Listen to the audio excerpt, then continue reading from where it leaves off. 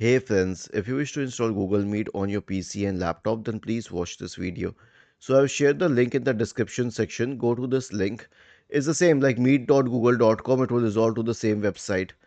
Click on these three dots at the top right corner, but you have to do it on Microsoft Edge, not any other browser. Click on More Tools, Apps, install the site as an app. Name it Google